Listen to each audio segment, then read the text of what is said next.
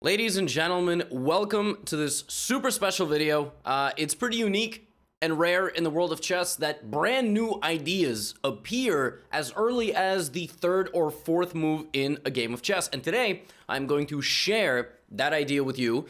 In the past week, about week and a half, we've had this idea kind of show up in two separate occasions, and you're free to use it how you wish. I'm going to put sample variations in the description for you to enter into any chess website, PGN reader that you'd like to kind of play around with, poke around with a computer. And then I'm going to play one of my subscribers. I'm actually going to play Lamp. Not that Lamp, but a person who's named Lamp, who has been a volunteer in many of my videos. So this entire idea and this whole video came from this game in the second round of the recently concluded Tata Steel. And in a very, very standard opening, d4 knight f6, c4 e6, where black will probably play a Queen's Gambit declined or go for a Nimso Indian, Shahryar Mamedyarov played the move g4. And in our second game today, we are going to see in the game Belasena versus Sukander from the Battle of the Sexes in Gibraltar, we saw g4 played in a Nimso Indian on the fourth move, but more on that later. Okay, so what the heck is this, right?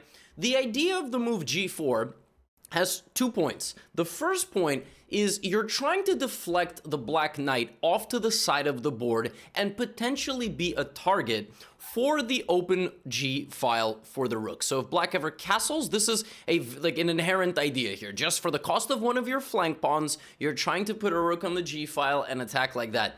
The other thing that you are trying to do is when the knight deflects and takes your pawn, you want to take control of the entire center of the board with the move e4. This is what you want.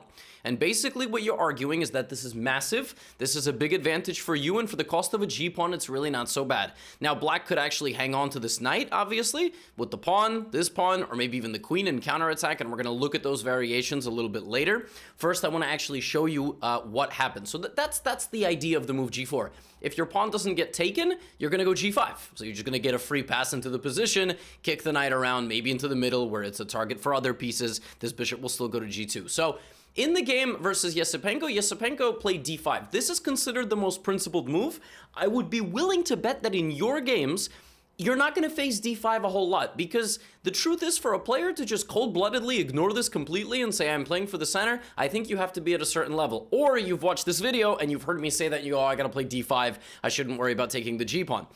So we got g5, knight e4, and Mamedyarov actually absorbed the check. Oftentimes you block, but because this knight is here, right, and slid the king out of the way.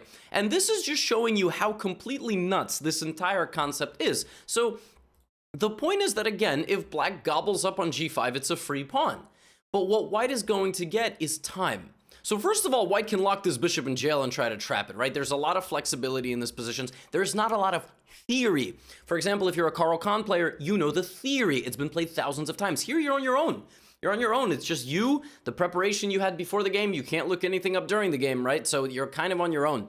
But the entire idea of this opening is that you don't care about your g-pawn. And what you're trying to accomplish is a position, or for example, let's, black defends this pawn, a position where you go full steam ahead. h4, for example. Now this knight can't even come back. If the knight comes back, you've won your pawn back, right? And if black castles, well, you're going to create an attack on black. That's what you're going to do.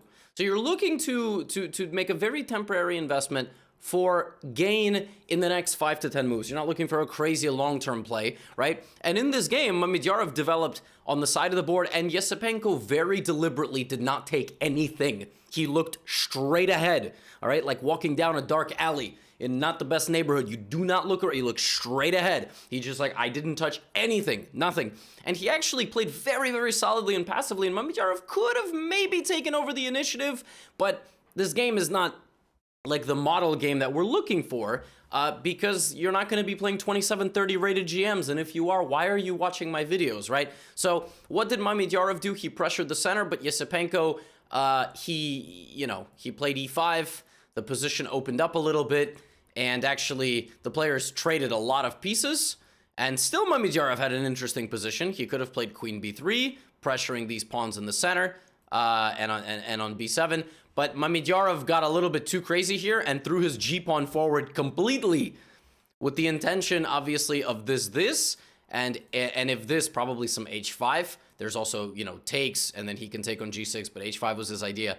But he just got a little bit too wild, and Yesipenko just took the, you know, took the check, slid over, and actually was slightly better, and immediately they just traded their queens, and that's what super GMs do. Luckily, in your games, you're looking to murder your opponents. You're not looking to make quick draws and mitigate your risk because you're playing in a super tournament, but we're going to look at more specific theory of this move g4 in a moment, and actually the game that I'm going to use as a model for that is this game, which took place 2 days later. So Tigran Petrosyan versus Tersahakyan Samuel. This was a game played in Yerevan in Armenia, and yeah, this game actually featured the capture on g4. So Tersahakyan was like, no, I saw that game too. You're not getting away with this. So, you know, he tried to mimic him, and so couple things. Number one, if black goes queen h4, you're going to be playing queen e2.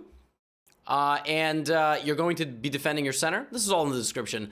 And the point is, you're gonna block up like this, and at some point, this is just not scary. So for example, like if black just castles, you kick the queen out, and then if the queen goes back, you can kick the knight out, and then the knight goes back, and now you take the g file. And this is like the perfect situation. And black can almost lose immediately. Like black can accidentally get the queen almost trapped. The queen's only got one move, and now any move is a discovered attack. You just keep attacking. You have a huge center, massive initiative, open g-file. This is a perfect situation. In this game, though, black actually played the top Lila move, the top Stockfish move, which is f5. Again, to the uninitiated, I don't know who the hell is going to play f5, but I would like to share some ideas here with you, right? So the point is, you can't play f3 because then this is check, right? That doesn't make sense. And you don't want to take just yet. Instead, you want to keep developing. So you want to develop. You sack the pawn. You need to develop your pieces. That might mean your bishop in the future. That might mean the knight out to f3. Castling queenside, obviously, because you want the rook on g1. And some ideas here are like this. You can, the best move here is the absurd h4. I'm going to share one completely insane line with you. But there is like also ef5, you know, ef5. And just a sample variation could look something like this. Knight f3, bishop b4. Oops. Now the black bishop has to go back to e7, right? So the black bishop has to... But you're looking for a position like this and long castles. Again, this is the perfect kind of situation that you can get from this opening. You are now going to play rook g1 h3. You're going to look for murder over there on g7. Your knight can go to d5, or your pawn can go to d5 to remove the knight. This knight transfers to the middle. This bishop goes to d3 with more pressure. Everybody is facing that side of the board, and this knight is like the dam, right? It's preventing the water from flowing in. Yeah, I mean, ef5 is one thing, and the best line, and I want to show this for you, this is just incredible stuff. Knight f3 was played in this game, which was a mistake, but the best move is h4. h4 is such a hilarious move.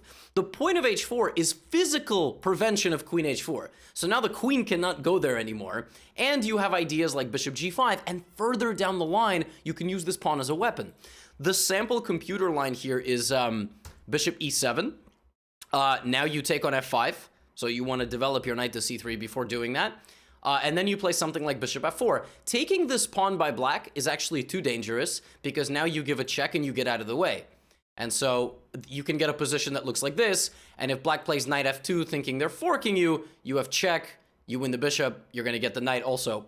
When it takes your rook, you're winning. You have a material advantage. But the best computer line here is bishop f6. And yeah, white sacrifices the second pawn. So now white is down 2 pawns, but still has a huge attack. Every white piece is playing. The black king is barely in shelter. 4 of the black pieces are on the back rank. Yeah, I wouldn't be shocked if you win 80% of your games from this position. I mean, really, it's crazy how strong and this initiative is. And now that h-pawn is a weapon, right? If you take bishop f5, I mean, everything is falling apart. The move to move like line that black has to tread here to not just get a completely lost position is incredible.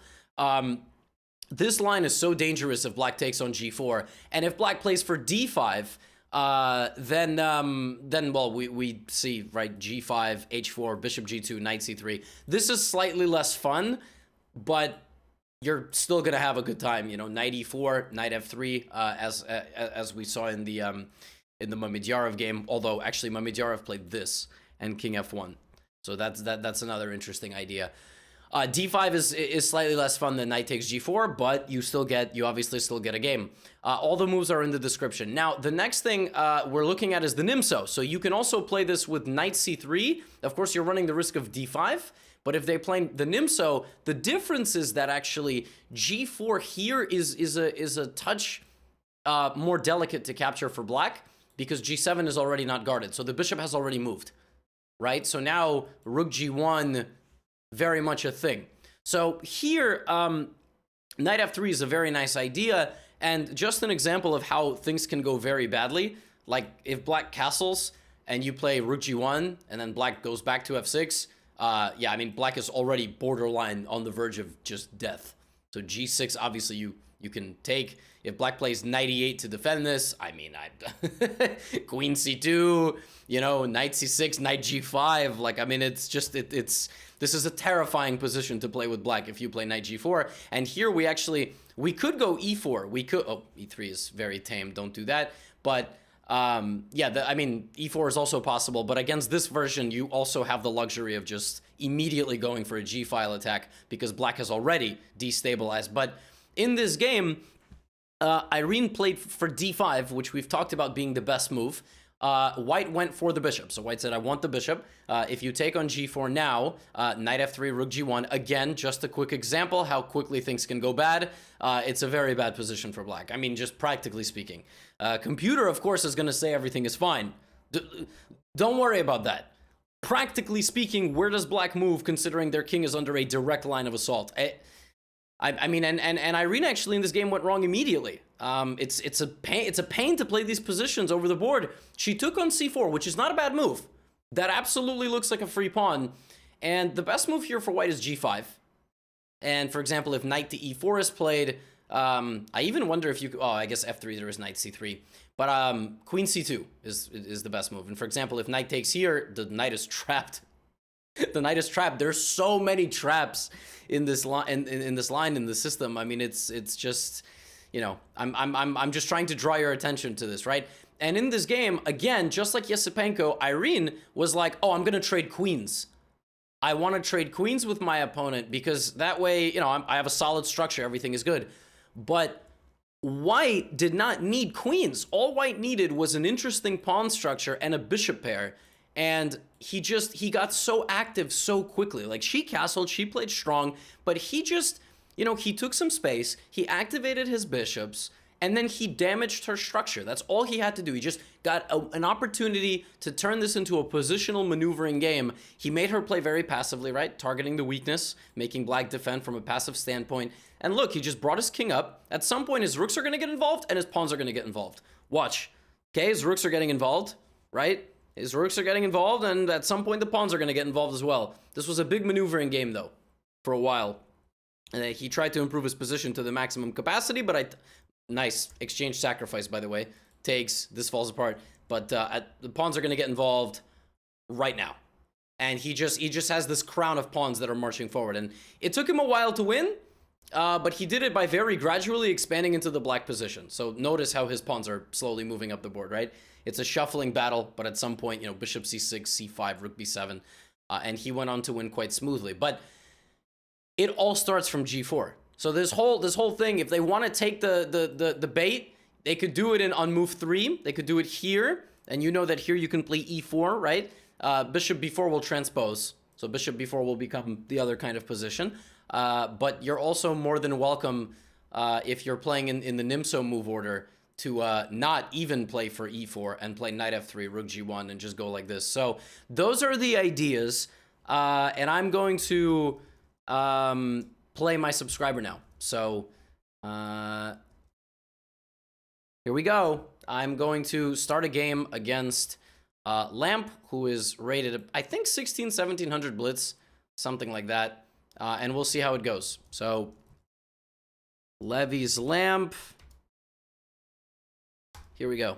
All right, 5-minute game, d4. Let me just see if the clocks are there. They're not. They always tend to disappear. So let me just make sure that's cropped correctly. Oh, gosh, that looks very ugly. Okay, I'm gonna recrop that. I should have probably done this before we got started, but it's okay because I'm keeping your attention. All right, so Lamp is a 1700 rated player. I'm going to play for C4. Now, by the way, you can also play G4. That's called the Giddens-Weigenhagen Gambit, but it's just not good because black hasn't committed. All right, G4. So knight takes G4 is played. I'm going to play for E4. And let's see what my opponent does. Queen H4. We have talked about this move, Queen H4. And against Queen H4, we know we go Queen E2. Right? Bishop here, we've already talked about this move as well. Knight to C3 is the idea. Now we want to go Knight F3. I don't actually know what the best move is. Okay, opponent plays Knight back to F6. Knight F6 is attacking this. So if I play Knight F3, Queen E4 is possible. So Bishop G2 looks like a very natural move. And I'm going to try to play quickly because I don't actually know what the best move is against Knight F6, right? So I'm not going to try to sit here and try to reinvent the wheel. I'm just going to defend my pawn. And then I'm going to go for Knight F3. And we're gonna try to just kind of improve our position. I just solidified my center, and we're gonna see what black can do. Black's 1700. Okay, so this is a person that is a competent chess player and is gonna come up with something. But see, already they're thinking, right? Already they're thinking. So it's interesting to see what the best move is against Knight F6. Okay, so Knight C6 is played, hitting D4. Knight F3 again. There is queen here. So I wonder, let me think about this for a second. Is there queen there? I guess there is. Maybe queen D3 to support the center. So we don't get in our own way. I'm gonna go queen D3. I'm gonna do this. Maybe D5 is a good move here. Right? And now I really, in a perfect world, would like to get a knight to E2. It's an interesting setup. Might be the best setup. Also, folks, you should know that my opponent knew this was coming. So it's a little bit different when you're playing against a very good player and they know that this is coming. So at least I think so, because I told my opponent, take the pawn. So I said, you know, when we get to this position, please take the pawn. So it's a little different. When they're fully prepared with computer before the game, obviously they're gonna put up a little bit better resistance. Okay, knight G4. Coming back and attacking us here. Yeah, I mean, naturally, I'm thinking to just play Knight H3 and just finish my development. I'm just going to do that. I don't see why I wouldn't. And I can also castle this way. I know I said I don't necessarily want to. That still very much applies. Bishop G5 is an idea. I'm also thinking to just go get the bishop, as we've seen throughout. Yeah, I mean, I kind of like this. I think I'm just going to do this. I don't want this pin anymore. Please go away. So let's, yeah. Okay, I got rid of the bishop. I still have a big center. At some point, once I unravel, maybe I'm no longer going to castle this way. F5 is an interesting move. So what do we know about this position? Maybe just castle short. Maybe just castle short. And I always have this. The problem is queen H5. So even though I have that, I don't actually know if it's the best. I don't think it's the best move. Pawn takes, queen takes, not a problem. Maybe I'm going to close off the black position, but I just wanted to get my king safe first. And after this game, we'll take a look at what we did right and what we did wrong. I really hope H5 happens, just so they can trap their own queen and the game ends immediately. But, yeah, I mean, H5 is a ridiculous move. Right, so... yeah. You know what I'm willing to bet? I'm willing to bet that... oh, I just realized this is cropped even worse. There we go. I'm willing to bet that I have played some bad moves as well. So analyzing this game will be good for us, because we're actually going to see, you know, we're going to see what we can improve on also, because this is the benefit of playing these practice games. Okay, B6 played. I don't actually know what that does. I mean, I like B3. I like F3. EF5 is an idea. Bishop G5, Queen H5, then pawn to F3. Then the knight goes back. Then maybe we have E5. Yeah, I'm gonna start taking over the initiative. Let's go Bishop G5. So now the queen has to go here, and then I'm gonna play for F3. So I'm just gonna try to kick out the entire set of pieces, like Knight F6, E5, push it all back, push it all the way back.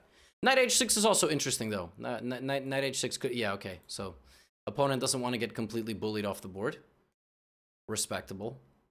Still looking at d5 basically all the time. I have no idea if it's good or not. I really don't want to let the knight come to the middle. Maybe I can come back just for a sec. I'm gonna do this. I don't know if it's good or not. Target this. d6 is a pretty natural move, but then I'm gonna try to play maybe like this. I also have king h1 and then rook g1 and maybe something on the g file. Black's pieces are pretty solid, so there also is, I have this to worry about as well. So I definitely think I have to be a little bit faster here. A little bit faster.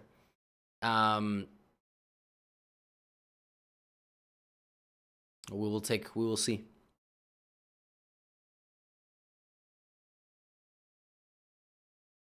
I'm very excited to learn what I did wrong, because I've never seen this.